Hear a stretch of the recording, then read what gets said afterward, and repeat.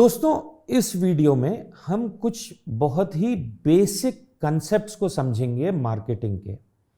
इनको आपके लिए समझना इसलिए ज़रूरी है कि इससे ही आप मार्केटिंग में आगे बढ़ पाएंगे, समझ पाएंगे कि मार्केटिंग होती क्या है।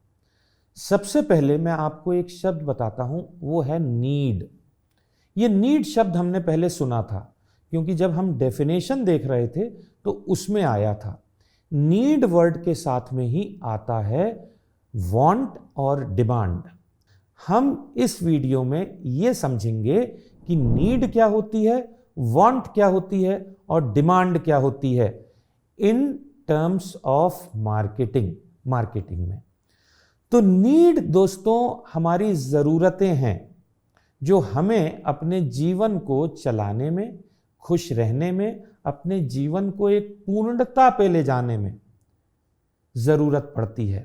जैसे खाना, कपड़ा, घर, अपने दोस्तों संबंध, एक समाज में सम्मान, एक हमारा मेंटल सेटिस्फैक्शन, एक हमारे अपने सेल्फ के लिए एक नॉलेज। इन सब चीज़ों की हमें अपना जीवन जीने में ज़रूरत पड़ती है और इन्हीं चीज़ों को हम नीड बोलते हैं। अब हम वांट किसको बोलते हैं मार्केटिंग की भाषा में?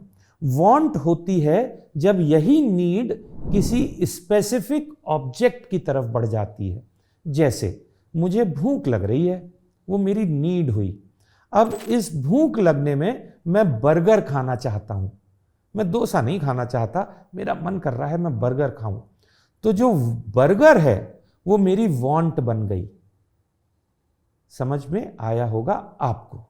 तो नीड याद रखिए, नीड मेरी जरूरत थी, भूख लगना, और बर्गर जो कि उस भूख लगने से मेरा एक स्पेसिफिक ऑब्जेक्ट की तरफ यानी बर्गर की तरफ झुकाव हुआ, वो मेरी वांट बन गई। पर क्या मेरे पास उस बर्गर को खरीदने के पैसे हैं? अगर मेरे पास उस बर्गर को खरीदने के पैसे हों तो वही मेरी जो वांट है वो डिमांड बन जाती है कंपनी और मार्केट की नजरों में। इसको मैं आपको एक छोटे से एग्जाम्पल से समझाता हूं। एक व्यक्ति ने मर्सिडीज कंपनी में नौकरी करी। उसके मैनेजर ने बोला कि जाओ शहर में पूछ के आओ कि ऐसे कितने लोग हैं जो मर्सिडीज गाड़ी चलाना चाहते हैं, अपने पास रखना चाहते हैं, उसको ओन करना चाहते हैं, उसको खरीदना चाहते हैं। वो जिस व्यक्ति के पास गया उस शहर में, वो आदमी, उसने उससे पूछा क्या आप मर्सिडीज चाहते हैं आप मर्सिडीज चलाएं? उसने बोला हाँ, मैं मर्सिडीज चलाना चाहता हूं, मैं भी चाहता हूं मेरे घर में मर्सिडीज खड़ी रहे। तो वो जो एग्जीक्यूटिव था वो अपने मैनेजर के पास वापस आया। उसने बोला सर बहुत डिमांड है, हर व्यक्ति मर्सिडीज चाहता है। तो उस मैनेजर ने मुस्कुराते हुए उससे पूछा ऐसे उसमें से कितने लोग हैं जो चाहते तो हैं पर वो खरीद सकते हैं? तो उसने बोला हाँ, ये तो मैंने नहीं देखा। तो बोले जब ये नहीं देखा तो वो तुम्हारी डिमांड नहीं है, वो सिर्फ उन लोगों की वांट है। डिमांड तब बनेगी जब उनमें से तुम ये देखोगे कि कितने लोग हैं जो उस मर्सिडीज को खरीदने की हैसियत रखते हैं। तो दोस्तों, डिमांड हमारी नीड से निकलती है, नीड से आती है हमारी वांट, वांट के अगर हमारे पास या उस कस्टमर के पास खरीदने को पैसे हों तो वो डिमांड बन जाती है। मैं आपको एक या दो टर्म्स और बताता हूं। एक या दो इसलिए बोला क्योंकि ये जुड़े हुए हैं आपस में। हमने दोस्तों वैल्यू की बात करी थी कि वैल्यू क्या होता है, और वो वैल्यू क्रिएशन ही मार्केटिंग होता है और वही बिजनेस होता है। इस चीज से एक चीज जुड़ती है, उसको हम बोलते हैं सेटिस्फैक्शन। आपने कई बार सुना होगा कि कस्टमर को सेटिस्फाई करना बहुत जरूरी होता है, और कस्टमर सेटिस्फैक्शन किसी भी मार्केटिंग की कोर होता है, यानी ये मार्केटिंग की आत्मा होती है। किसी भी प्रोडक्ट की सक्सेस के लिए कस्टमर सेटिस्फैक्शन बहुत जरूरी होता है। तो दोस्तों, हमारी जो एक्सपेक्टेशन होती है उससे ही सेटिस्फैक्शन निकल के आता है।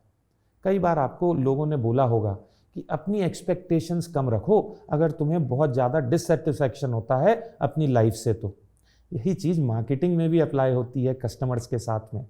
आपको कस्टमर की एक्सपेक्टेशन देखनी होती है। एक चाइनीज लाइट खरीदने जाते हैं हम लोग जब दिवाली के दिनों में, और कई बार वो चाइनीज की जो लाइटें होती हैं ना वो खराब निकलती हैं। हम ज्यादा दुखी नहीं होते। क्यों? क्योंकि हम ये मान के चलते हैं कि यार 2-3 खरीदूंगा तो इसमें एक आध खराब हो जाएगी, क्योंकि हमारी वहां एक्सपेक्टेशन बहुत लो थी उससे। बट यही अगर आप कोई ब्रांडेड प्रोडक्ट खरीदें जहां आपकी उसकी एक्सपेक्टेशन हाई है और वो खराब हो जाए तो आप एक डिससेटिस्फाइड कस्टमर हो जाएंगे। तो दोस्तों, जब भी आप कस्टमर सेटिस्फैक्शन के बारे में जानें, सुने या उस पर विचार करें तो उसको हमेशा कस्टमर एक्सपेक्टेशन के साथ जोड़िए। तो आज के इस वीडियो में हमने क्या सीखा? नीड, वांट, डिमांड और कस्टमर सेटिस्फैक्शन। आई होप आपको मेरा वीडियो अच्छा लगा होगा।